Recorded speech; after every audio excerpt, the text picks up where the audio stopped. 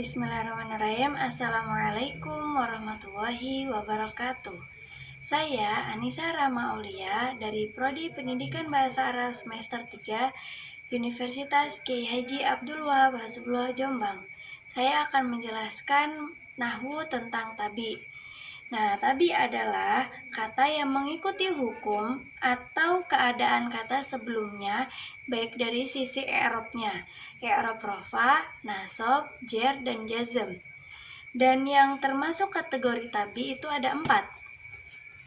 Nih, yang pertama, tabi yang termasuk kategori tabi itu ada na'at, yang kedua itu atof, yang ketiga itu taukid, dan yang terakhir itu badal. Baik, kategori yang pertama tadi na'at. Na'at adalah lafadz yang menunjukkan sifat untuk isim sebelumnya. Dan isim yang disifati itu disebut dengan man'ut. Contohnya yaitu sholat muslimatun sholihatun, yang artinya muslimah yang sholihah itu telah sholat. Muslimatun sebagai man'ut dan sholihatun sebagai na'at. Ketentuan dari na'at dan man'ut itu, na'at harus mengikuti man'ut dari sisi i'rabnya, i'rab rafa, nasab, dan jer, dan juga dari sisi nakiroh ma'rifatnya, dan juga dari sisi mufrad tasniyah jamak dan mudzakkar muannas. Baik, na'at itu ada 2 macam. Na'at itu ada 2 macam. Na'at nau'ani, yaitu na'at hakiki dan na'at sababi. Na'at hakiki yaitu na'at yang menunjukkan sifat pada diri man'utnya. Contohnya, sholat muslimatun sholihatun. Muslimah sebagai man'ut dan sholihatun sebagai na'atnya. Dan yang kedua yaitu na'at sababi. Na'at sababi yaitu na'at yang menunjukkan sifat pada sesuatu yang berhubungan dengan man'utnya. Contohnya, tilka mar'atun jamilatun ainuha. Mar'atun sebagai man'ut dan jamilatun sebagai na'at. Akan tetapi jamilah di sini menunjukkan sifat bukan kepada mar'ahnya, tetapi kepada mata si perempuan itu. Baik, tabi yang kedua yaitu atof. Atof yaitu tabi yang mengikuti huruf atof atau huruf penyambung. Dan huruf atof itu ada 9, yaitu wa, fa, summa, au, am, la, bal, lakin, dan hatta. Nah, kalimat atau kata sebelum huruf atof itu disebut dengan ma'tuf, dan kata setelah huruf atof disebut dengan atof.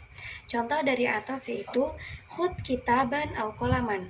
Kitaban sebagai ma'tuf dan au sebagai harful atfi dan kolaman sebagai atof. Atof itu harus mengikuti ma'tufnya dalam sisi i'rabnya, rofa, nasab, dan jer, dan juga dalam sisi nakirah ma'rifah. Atof itu tidak hanya berupa isim, tapi juga dapat berupa fi'il. Baik, tabi yang ketiga yaitu taukid. Taukid yaitu tabi yang disebutkan dalam suatu kalimat guna untuk menguatkan atau menghilangkan keraguan pendengar. Dan kata tambahan yang berguna untuk menguatkan disebut dengan taukid, dan kata yang dikuatkan disebut dengan mu'akkad. Nah, taukid harus mengikuti mu'akkadnya dalam sisi i'rabnya, baik itu rafa, nasab, ataupun jer. Taukid itu nau'ani atau 2 macam. Nih, taukid 2 macam, yaitu taukid lafdi dan taukid ma'nawi. Taukid lafdi yaitu taukid yang disebutkan dalam kalimat dengan cara mengulangi lafadz yang akan ditaukidkan atau yang akan dikuatkan, baik itu berupa isim, fi'il, huruf, ataupun kalimat. Contohnya, ra'aitu al-ustada al-ustada. Di sini termasuk taukid isim. Pada isim, al-ustada yang pertama sebagai mu'akkad dan al-ustada yang kedua sebagai taukid. Nah, lalu yang kedua, macam taukid yang kedua yaitu taukid maknawi. Taukid maknawi yaitu taukid yang disebutkan dalam suatu kalimat dengan cara menambahkan taukid khusus. dengan cara menambahkan taukid khusus. Adapun taukid khusus yaitu nafsun, ainun, kilta, kila, kulun, jami'on, dan amatu. Contohnya yaitu hadoro al-ustadu nafsuhu.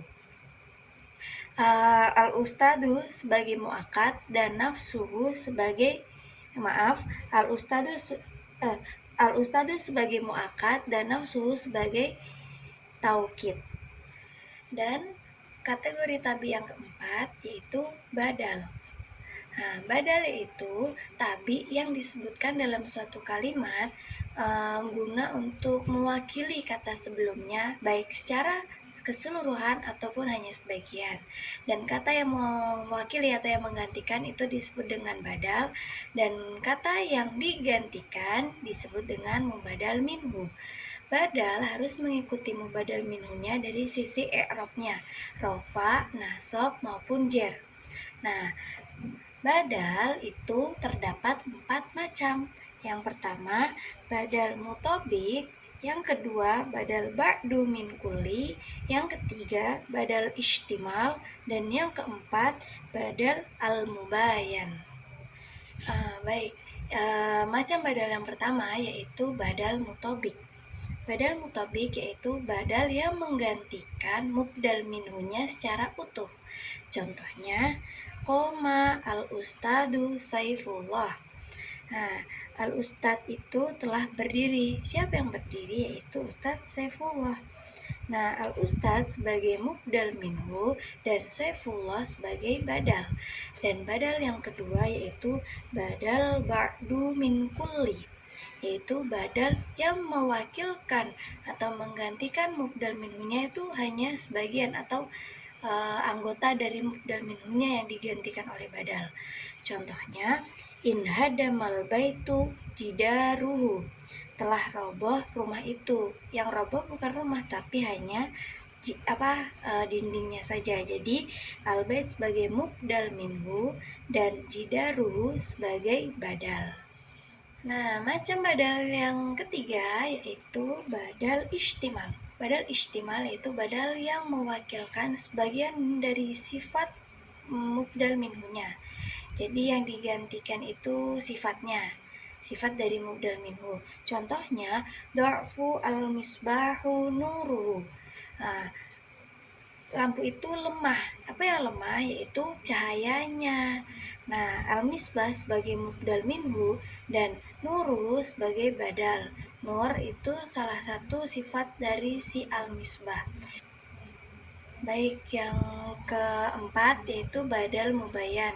Nah, badal mubayan yaitu badal yang berfungsi untuk mengartikan sesuatu yang dijelaskan. Tapi badal mubayan ini badalnya tidak cocok dengan mubadal minhunya, dan lafadznya bukan